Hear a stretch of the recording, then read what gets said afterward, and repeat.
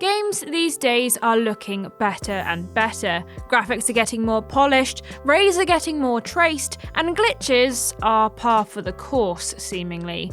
But never mind. Regardless, it's safe to say that things in the visual department are changing for the more photorealistic, especially in the AAA sphere. Sometimes, though, it can be nice to go back to old favourites and revisit all the thrills fewer polygons provided. However, this can be trickier than it sounds. Older consoles are harder and harder to access as time goes on, backwards compatibility varies wildly across systems, and emulation can be temperamental. Thankfully, there are some folks willing to hit you right in the nostalgia gland by taking the most popular titles of recent years and demaking them, turning them into something that would look at home on the consoles of years past. Today we're looking at some of the best demakes that are available right now. All titles on this list can be found on itch.io unless otherwise stated, so it's time to get out there and get nostalgic. I'm Ashton from TripleJump, and here are the 10 best video game demakes. Number 10, Pixel Force Halo. Microsoft's flagship game Halo Combat Evolved was first released in 2001 and very soon established itself as both an impressive FPS and the best reason to own an Xbox. The game introduced players to Master Chief and Cortana and has them battle through the alien forces of the Covenant to discover the mystery of the eponymous Halo. It has, of course, been remastered already, in the form of the Master Chief Collection. But what if you took the game and went the opposite way through the time machine? The result would likely be something like Pixel Force Halo, just one of the many demakes that can be found on creator Eric Ruth's website. It takes the story and the world of the first game in the Halo series and turns it into an NES platformer reminiscent of Contra. Master Chief jumps, platforms and shoots his way through grunts in 2D, and every once in a while, the gameplay is broken up by top-down warthog sections to keep things interesting. While it does only recreate the first 3 missions of the game, there's enough variety so that whether you're a Halo fan, a Contra fan, or just an NES fan, there's something there for you to make you feel old. You're welcome. Number 9, Low Mem Sky. Space exploration simulator No Man's Sky had a rough start at launch, to put it mildly. A classic case of overpromising and under-delivering, the game released to a wave of negativity and bad reviews, what with so many prominent features being absent. Over the subsequent years, however, No Man's Sky has been improving significantly, and there is a thriving community and a good level of developer support that continues to this day. The extremely demade version of the game, known as Low Mem Sky, takes out a lot of the, well, everything, and gives players a pure exploration experience. Designed for Demake Jam 2018 by Liquid Dream, this Pico 8 creation can generate a multitude of unique star systems, much like the original version. Each of these then has 8 procedurally generated planets and allows for trading, upgrades, several different alien species, and even climate-based material collection. Sure, it's much harder to see what you are exploring in this version, but at least this way, you don't have to worry about looking at some of the truly nightmare-inducing creatures of the actual game. I assume that collection of 4 pixels isn't an animal anyway. They really could be anything at this resolution. Number 8, Elden Ring GB. At this point, Elden Ring hardly needs an introduction, but I'm going to do one anyway. The massively ambitious From Software open-world RPG sees players take control of their chosen Tarnished, guiding them through the lands between, where they can discover adventure, treasures, and massive bosses that will smack the absolute stuffing out of them. Mostly the last one, if we're being honest. If persistent and good enough though, it is eventually possible to take on the final boss and become the Elden Lord. However, if that challenge sounds a bit too intimidating for your tastes, there's also a Game Boy demake available, thanks to a creator, Shin. The game recreates a small portion of the first area, starting with the initial spawn in the church, and going all the way through Stormvale Castle right up to the fight with Godric the Grafted. While the large bosses dotted through the land and dungeons of Limgrave have mostly been omitted, Patches and Sellen do both set up shop, and everyone's favourite Jar Alexander also makes an appearance. There's also a dodge roll, which looks more like breakdancing in this version. Come to think of it, maybe we could just challenge Melania to a dance-off instead. I'd probably have about the same chance of survival though. Number 7, Luigi's Mansion 2D.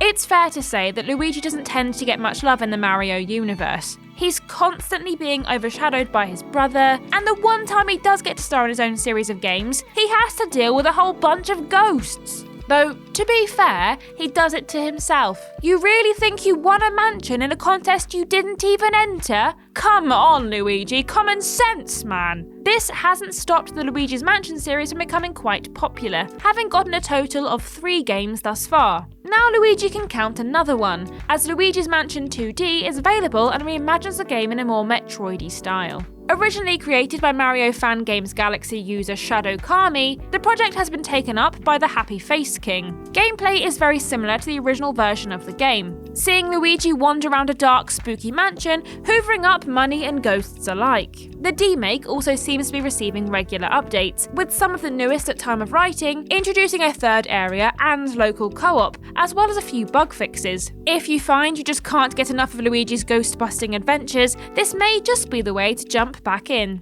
Number 6, Soundless Mountain 2. Resident Evil, Dino Crisis, Eternal Darkness Sanity's Requiem, Alone in the Dark if you want to really delve into the archives. These titles are all great examples of classics in the survival horror genre. Silent Hill is yet another, and the most popular of the lot is undoubtedly Silent Hill 2. It's so beloved that a remake is in the works. I'm sure Bloober Team's treatment of the mental health themes won't be problematic in the slightest. A large reason for this is because, at this point, Silent Hill 2 can be difficult to play. The combat feels stiff by today's standards, and tank controls were never good. But what if you wanted to place the game even farther in the past? Enter Soundless Mountain 2, an NES-inspired demake from Superflat Games, who are best known for the 2D horror title Lone Survivor. Players are once again able to join James Sunderland as he wanders the town in search of his late wife Mary. Unfortunately, the game is only recreated up to the first major area,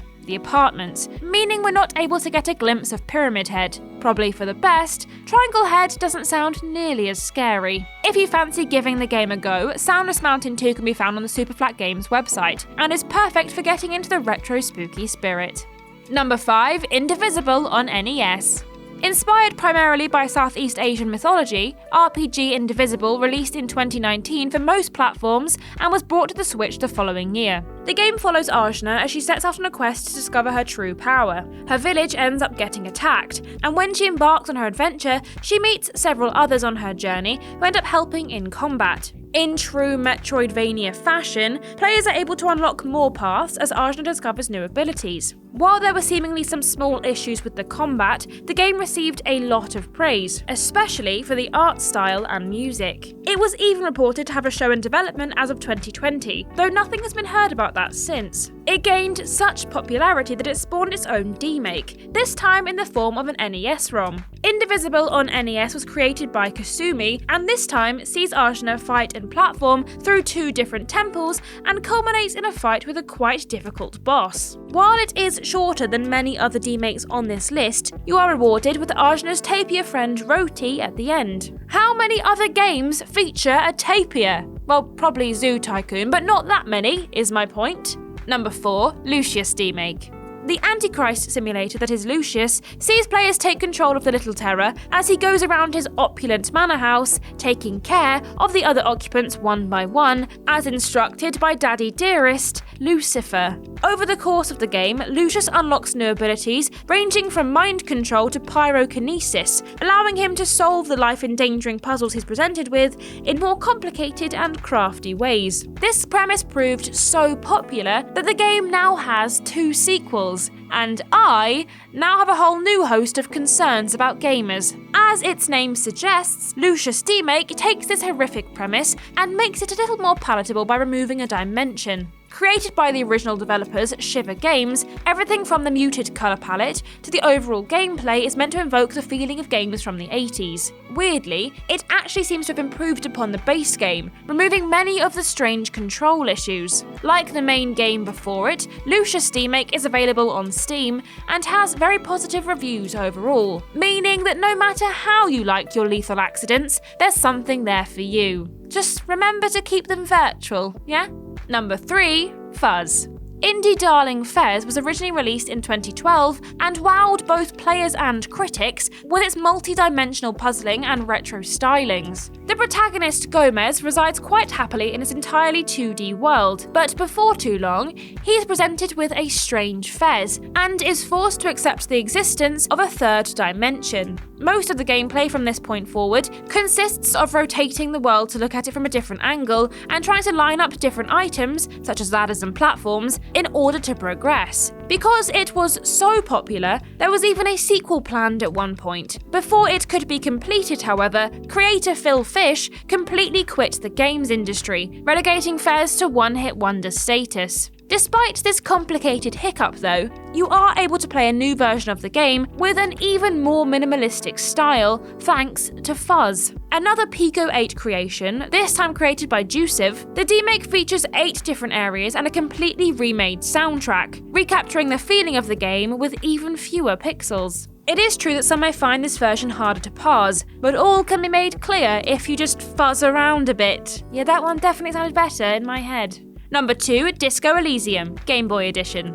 2019 game Disco Elysium is yet another title that took the indie scene by storm when it was released. Heavily inspired by the likes of Planescape Torment, it follows the story of a detective who's suffering amnesia and must solve a murder mystery. Instead of relying on combat like many RPGs, the game exclusively uses skill checks and dialogue choices to drive the plot forward, and eventually allows players to unweave the story of both the protagonist and the world he resides in. Disco Elysium has become such a hit, there is now even a Game Boy version of it. Made by Colin, also known as Bloody Stapler, this demake recreates the beginning section of the game, and though it understandably has to take away a few elements thanks to the limitation the Game Boy brings, it still starts with the same mysterious atmosphere. While the original allows players to choose their own stats, this version sees players gaining skills and skill points through dice rolls, with successes earning points and failures increasing the level cap for that skill. It's hugely impressive that the overall atmosphere of the original game has been retained so well, despite having so much removed, making this a great way for fans to revisit the title. And number 1, Bloodborne PSX. It likely comes as no surprise to find this title at the head of the list, as it is certainly the most prominent demake in recent memory. Bloodborne is, of course, From Software's most neglected game, being the only one of their genre-naming Soulsborne IPs to not get much beyond the admittedly fantastic DLC. Set in the plague-ridden town of Yharnam, the hunter must battle their way through the nightmare, taking care of beasts and the cosmic eldritch creatures known as the Great Ones as they make their way to the Healing Church and beyond. Using this as a starting point, Bloodborne PSX, created by Lilith Walther, recreates the area of central Yharnam with an aesthetic that takes inspiration from the original PlayStation. While the layout varies from the original in many ways, and goes so far as to add a new boss at the end, the unknowable cosmic horror vibe is still very much on display. The inherently shorter draw distance means that players can never quite be sure what's around the corner, and the audio being authentic but slightly off makes it extra tense, leading to a fantastically spooky experience overall. Now fans of the game have something to tide them over until the sequel. There will be a sequel, right? Anyone? Miyazaki? Where have you gone?